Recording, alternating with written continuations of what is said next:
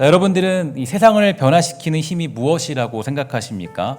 세상을 변화시키는 원동력은 바로 사람입니다. 그러면 어떤 사람이 이 땅을 변화시키고 세상을 변화시키게 될까요?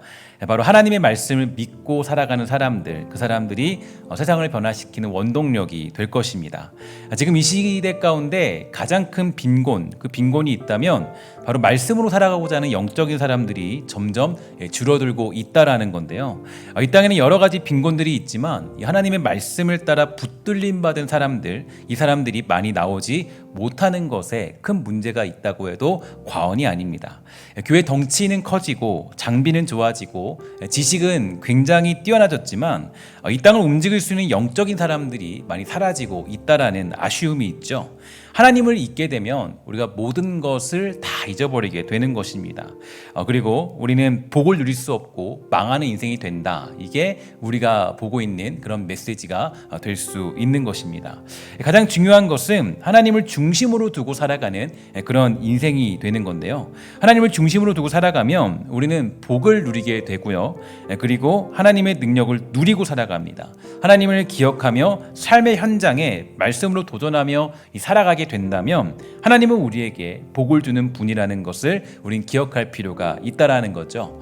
오늘 이 자리에 모인 우리 모두는 하나님을 잊지 말고 또 주신 복을 누리며 또 마음껏 누리며 살아가는 복되고 아름다운 주의 백성 또 신성의 권속이 다 되기를 주의 이름으로 간절히 축원합니다. 그러면 오늘 본문이 우리에게 말하고 있는 메시지가 무엇인가 한번 몇 가지로 살펴보도록 하겠습니다. 첫 번째로 고난이 있으면 우리 성장한다라는 것을 살펴볼 수 있게 되는데요. 우리는 보통 이 복을 받게 되면 이 아무런 고통도 없고 문제도 없는 삶이 이 복을 받는 삶이다 이런 생각을 많이 하게 되죠. 그래서 내가 예수를 잘 믿고 있으면 이 문제도 생기지 않고 어려움도 없겠다. 그저 가는 길이 평탄한 길이 될 것이다. 이런 생각들을 많이 하게 되지만 사실 성경이 말하는 복의 개념은 절대 그렇지 않습니다.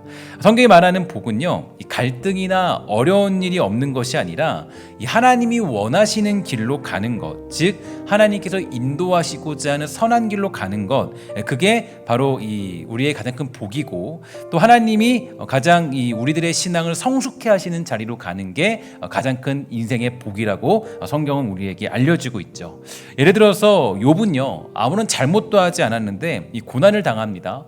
그는 이 하나님을 잘 섬겼고 하나님을 사랑했고 이 삶에서도 신앙적인 문제가 딱히 보이지 않던 그런 사람이었어요. 제가 매주 수요일마다 이 욥기에 대해서 강해를 하는데요. 사실 욥기 강해를 하면서도 여러분들 중에 의아스러운 분들이 많이 있을 겁니다. 아니, 욥이 도대체 잘못한 게 뭡니까? 나보다 더 뛰어난 것 같은데 제가 욥보다 우리가 더 뛰어나다라고 말씀을 드렸더니 거기서 절레절레 이렇게 욥이 더 뛰어나요라고 하시는 분들도 많이 있더라고요. 어쨌든 욥이라는 사람을 봤을 때는요, 욥이 그렇게 썩 우리가 막 뛰어나다 어쩌다 이것보다도 그게 문제가 딱히 보이지 않던 사람입니다. 그러니까 문제를 찾을 수는 이렇게 표면적으로 보이는 문제를 찾을 수 있는 사람은 아니에요. 그러나 그는 고난을 받았습니다. 궁극적으로 고난을 받은 이유는 바로 이거죠. 그동안 귀로만 들었던 하나님을 이제는 눈으로 똑똑히 보는 단계로 성장시키도록 하시기 위한 하나님의 그 놀라운 뜻이 거기에 담겨져 있습니다. 그러니까 고난을 받으면서 욥은 하나님이 원하시는 수준으로 성장할 수 있게 된 것입니다. 이 고난을 받으면 성장하는 이유가 있죠. 그 이유는 바로 나의 삶을 돌아볼 수 있기 때문이에요. 그러니까 이 삶의 문제에 대해서 내가 집중할 수 있는 힘이 생기기 때문인데요. 여러분, 그런 예가 몇 가지 있죠. 시대적인 예가 있는데 우리나라에는 여러 가지 아픔들이 있지만 아마도 가장 힘들었던 때를 기억하자면 바로 IMF 위기를 맞이했을 때, 그때라고 해도 과언이 아닐 겁니다.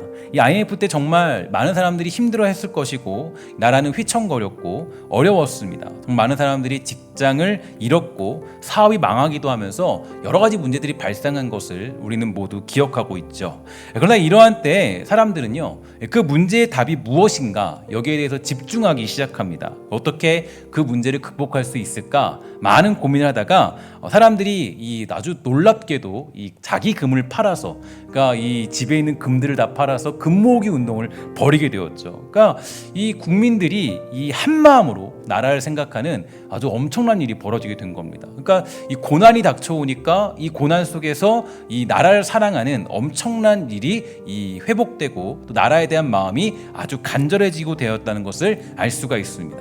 또 한편으로는 그때를 이제 사람들, 그 사회학자들이 많이 그 해석하기를, 그때 당시에 어떤 문제가 있었냐면 그때 당시에 이 시민단체가 굉장히 성장했다는 것을 확인해 줄 수 있는데요. 그러니까 시민단체가 성장했다라는 것은 이 국민적인 의식의 한 단계가 이 성장했다라는 것을 의미해 줍니다.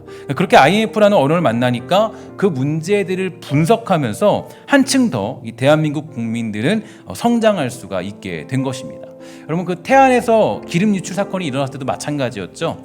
이런 일들이 있었습니다. 적어도 이 몇십 년 동안 이 태안 쪽 바다는 사용할 수 없을 것이다 라고 했는데 그 바다의 생태계는 살아남기 힘들 것이라고 전문가들은 예측했죠. 그러나 그때 국민들은 한마음 한뜻으로 기름을 닦기 시작했고 그 누구도 예측할 수 없는 일이 벌어졌습니다. 제가 언젠가 TV를 보는데요, 최근에도 봤는데 이 태안에서 이 기름 유출 사건을 해결한 우리나라의 그 모습을 보면서 그게 뭐 세계에 뭐 몇 대 아주 정말 엄청난 일이라고 그렇게 이야기를 하더라고요. 그러니까 그런 나라는 없대요. 기름이 흘렀는데 그거를 바다의 기름을 다 국민들이 닦는 나라는, 그런 나라는 없다. 그래서 아주 엄청난 일이 벌어졌다라고 그렇게 얘기하는 것을 본 적이 있습니다. 그러니까 이게 아주 엄청난, 그러니까 문제가 딱 터지니까 그 문제에서 결국에 태안 앞바다가 회복되고 또 국민이 하나 되는 엄청난 일이 벌어지게 된 것입니다. 그러니까 여러분, 문제를 만나면 망할 것 같아요. 그러니까 보통 보면은 어떤 문제가 터졌을 때, 야, 이거 문제 망하겠다, 이 문제 때문에 큰일 났다, 이제 우리 앞이 안 보인다, 이런 생각을 하지만 사실 그 문제 속에서 사람들은 한 단계 더 성장하고 성숙할 수 있게 되는 놀라운 그런 시발점이 되는 그런 역할이 되죠. 우리들의 신앙도 마찬가지입니다. 그 신앙은 이 고난을 만나야 성장하죠. 고난을 만나지 않으면 우리는 안주하게 되고 또 고난이 없으면 사실 성장할 수 없어요. 그러니까 인간은 정말 안일해지기 쉬운 존재입니다. 이런 사실들을 이스라엘 백성들을 보면 너무 잘 알 수 있는데요.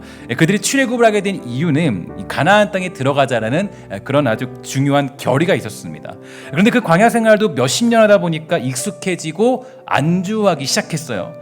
그들은 만나와 그 만나를 먹고 메추기를 먹는 것이 그냥 이 편한 그런 인생이 되고 말았습니다. 그러니까 하나님이 자꾸 이 모양 저 모양으로 그 백성들에게 자극을 주고 밀어주고 하면서 그들을 가나안 땅으로 인도해 주시죠. 그래서 실제로 신명기의 메시지는요, 1장 6절에 보면 잘 나타나고 있습니다. 뭐라 그러냐면, 야, 너희들이 이 산에 머무른 지가 오래되었으니까 이제 너희들 거기 가만히 있지 말고 이제 너희들 움직일 때가 됐어, 좀 움직여봐, 이렇게 얘기하는 겁니다.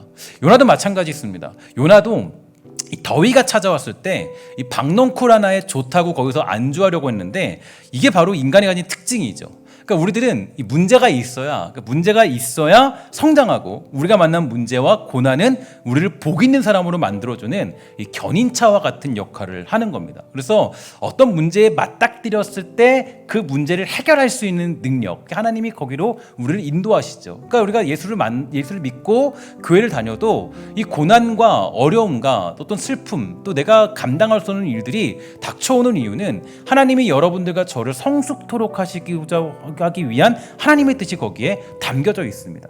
이런 면에서 볼 때 우리는 오늘 본문을 통하여서 또한 이 아주 중요한 것들을 깨달을 수 있는데요. 어떤 사실이냐면, 하나님은 어떤 방법을 통해서든지 간에 우리를 복받는 존재로 세우기 원한다라는 거예요. 그러니까 하나님의 마음이죠. 하나님은 우리를 향하여서 아주 이런 마음을 아주 이 절실히 갖고 계신 분이에요.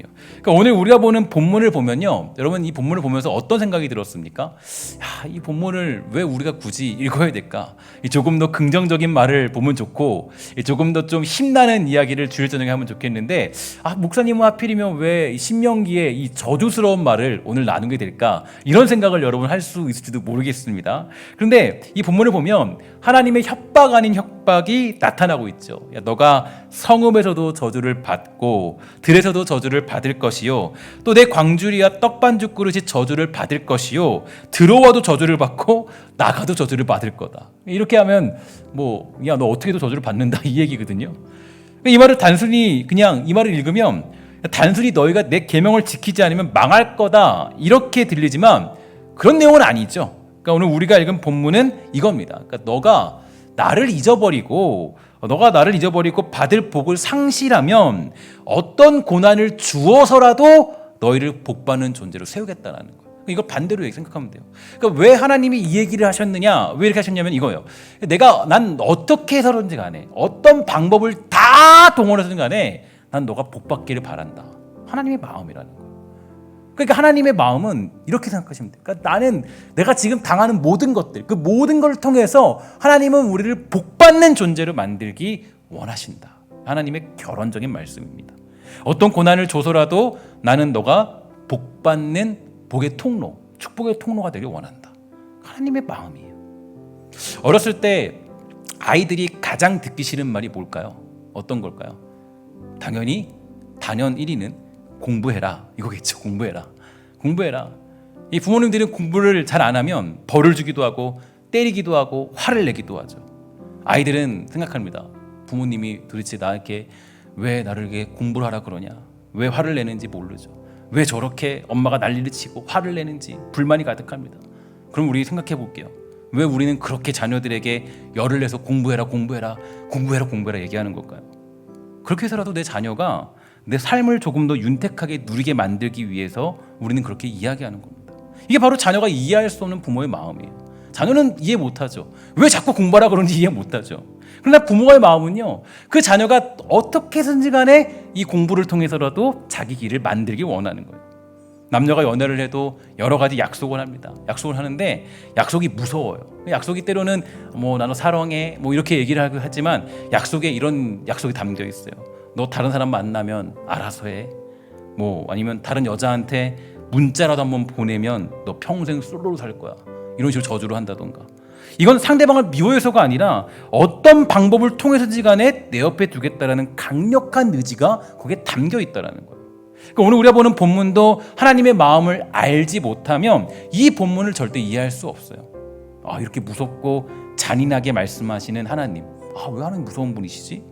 그러나 하나님의 마음을 생각하고 그분의 기쁜 뜻을 이해한다면 오늘 읽은 이 말씀은 단순히 저주의 말씀이 아니라 너희에게 고난을 주어서라도 우리에게 복을 주시겠다라는 하나님의 강력한 의지가 거기에 담겨져 있는 겁니다. 태초에 인류가 죄를 저지른 그 전부터 하나님은 우리를 향한 구원의 약속을 준비해 놓으셨고 이미 구원의 방법, 구원의 약속, 구원의 모든 것들을 준비해 주셨죠. 우리가 잘 알고 있는 요한복음 3장 16절 우리 한번 함께 읽도록 하겠습니다. 시작. 하나님이 세상을 이처럼 사랑하사 독생자를 주셨으니 이는 그를 믿는 자마다 멸망하지 않고 영생을 얻게 하려 하심이라. 아멘. 또 17절 보면 이렇게 되어 있어요. 하나님이 그 아들을 세상에 보내신 것은 세상을 심판하려 하심이 아니요 그로 말미암아 세상이 구원을 받게 하려 하심이라. 이렇게 얘기하죠.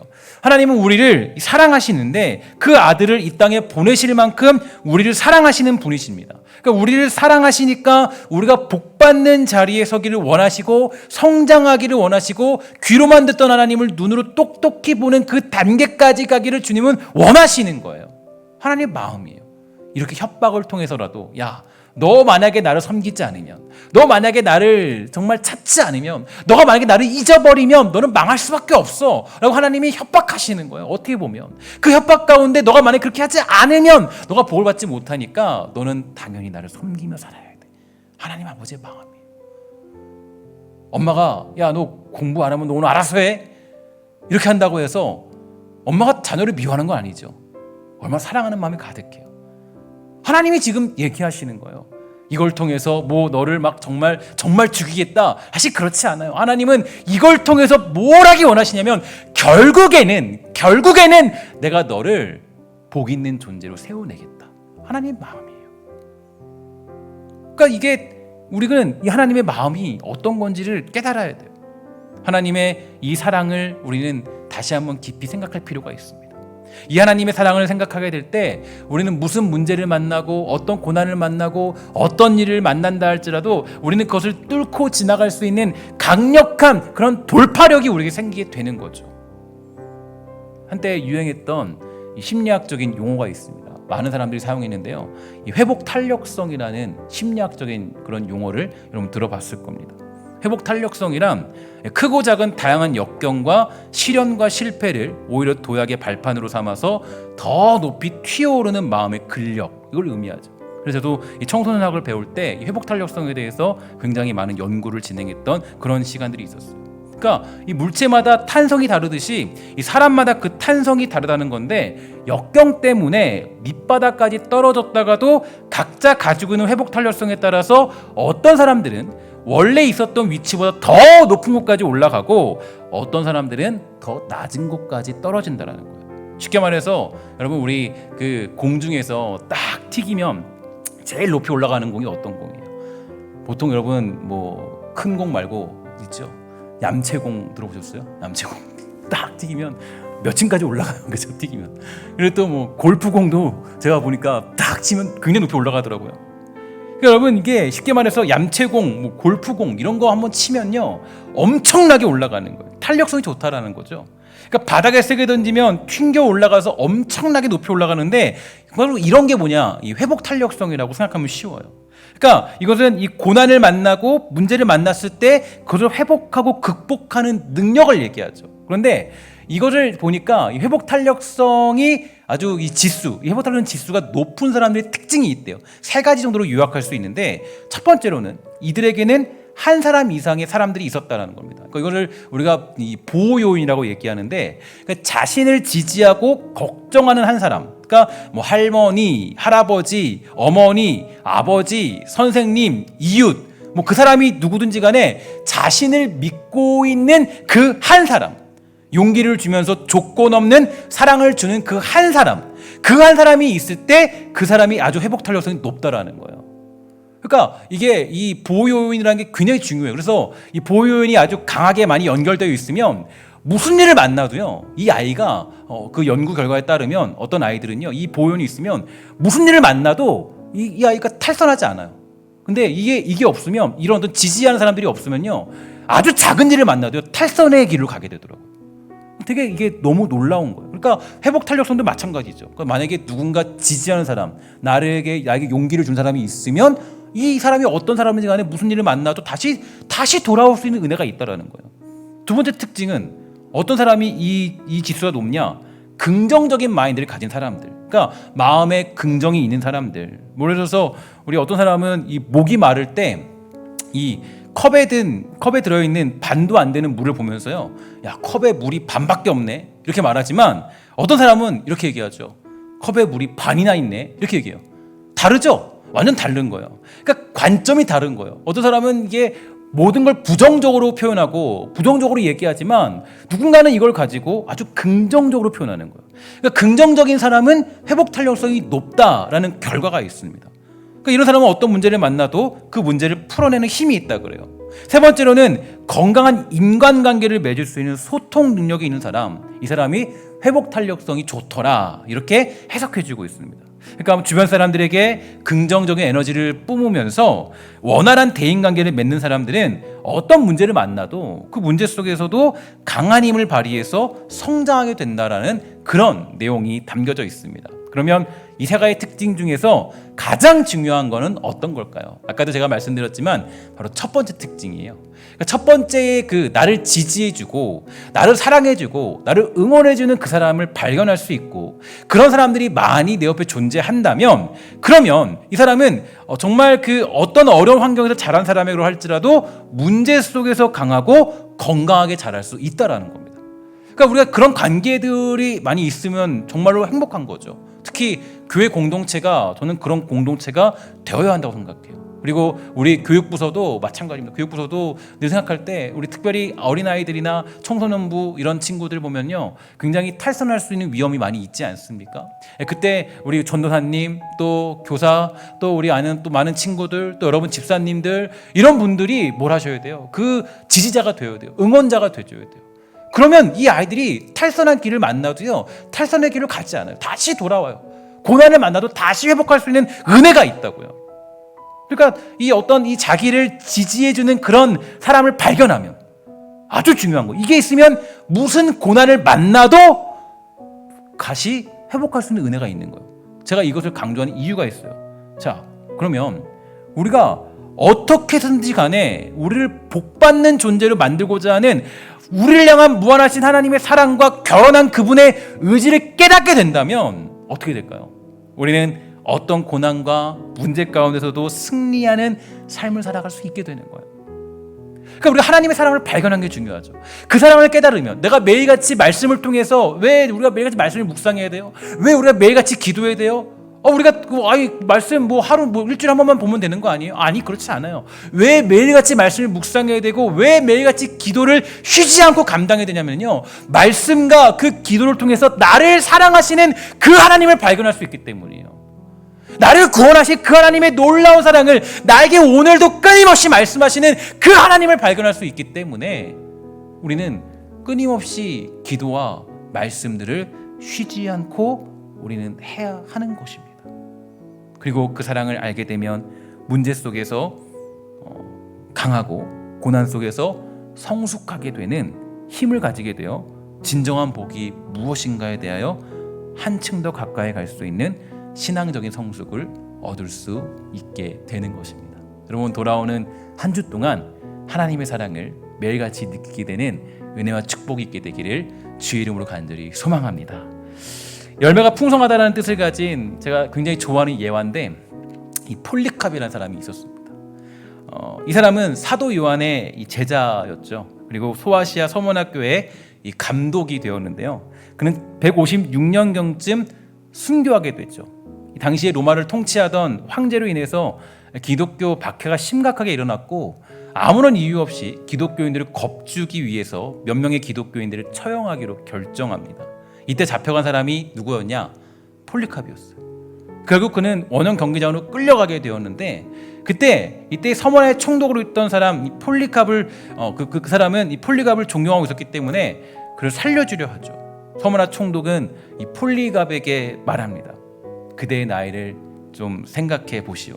당신을 죽이고 싶지 않소. 가이사가 주님이고 나사렛 예수가 주님이 아니라고 한마디만 하세요. 그러면 당신을 풀어주겠소.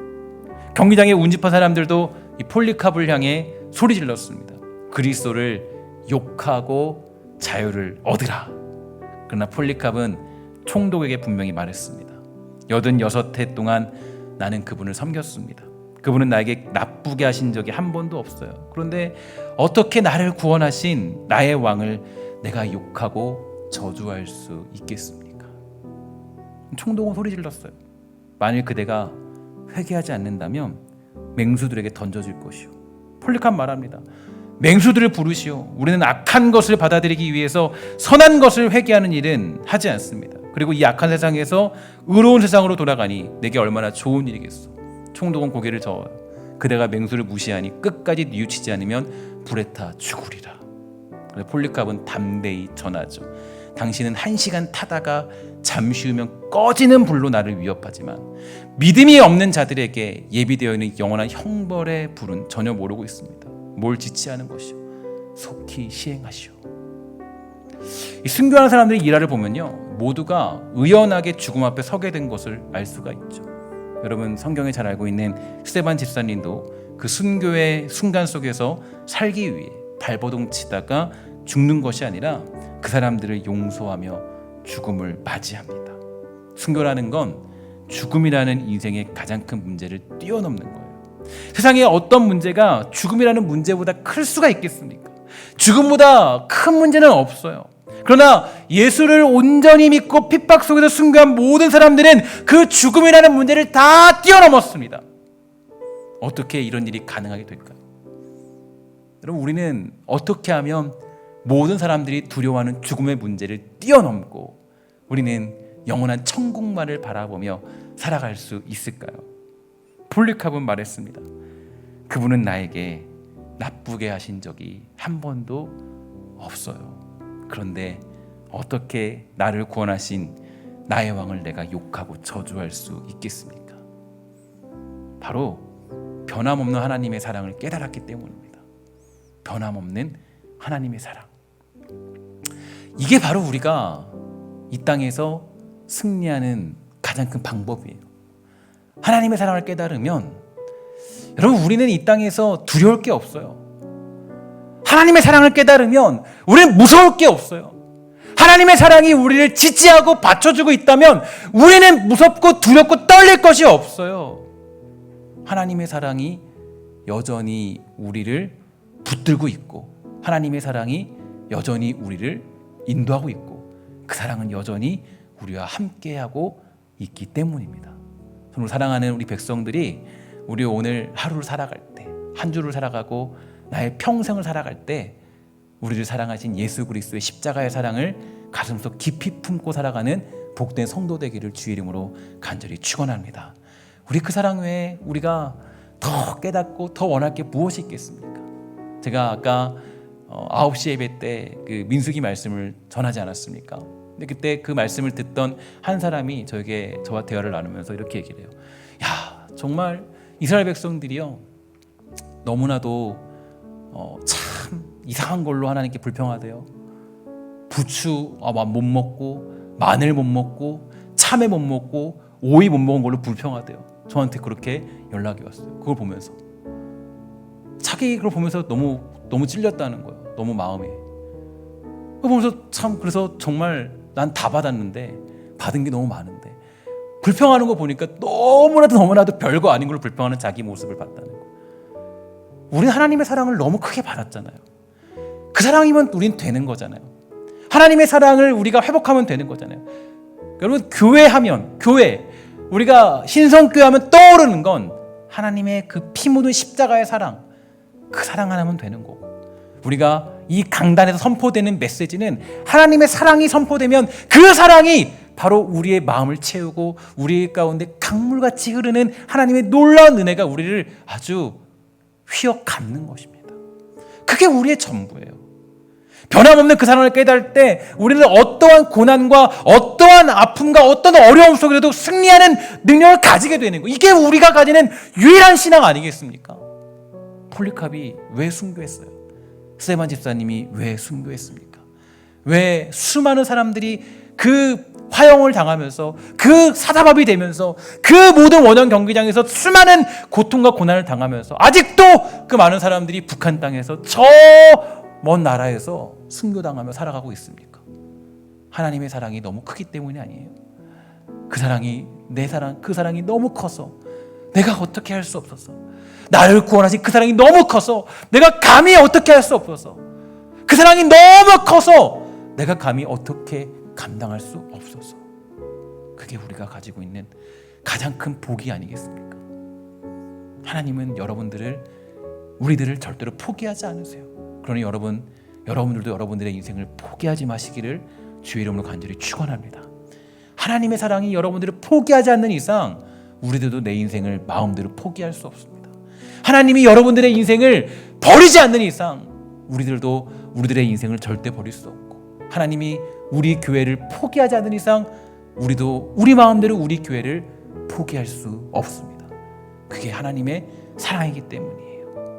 하나님을 잊으면 우리가 많은 것을 가지고 있을지라도 진정한 기쁨을 누릴 수 없습니다. 그러나 하나님을 기억하면 아무것도 가지지 않고 있어도, 가지고 있지 않아도 우리는 모든 것을 가진 사람들이에요.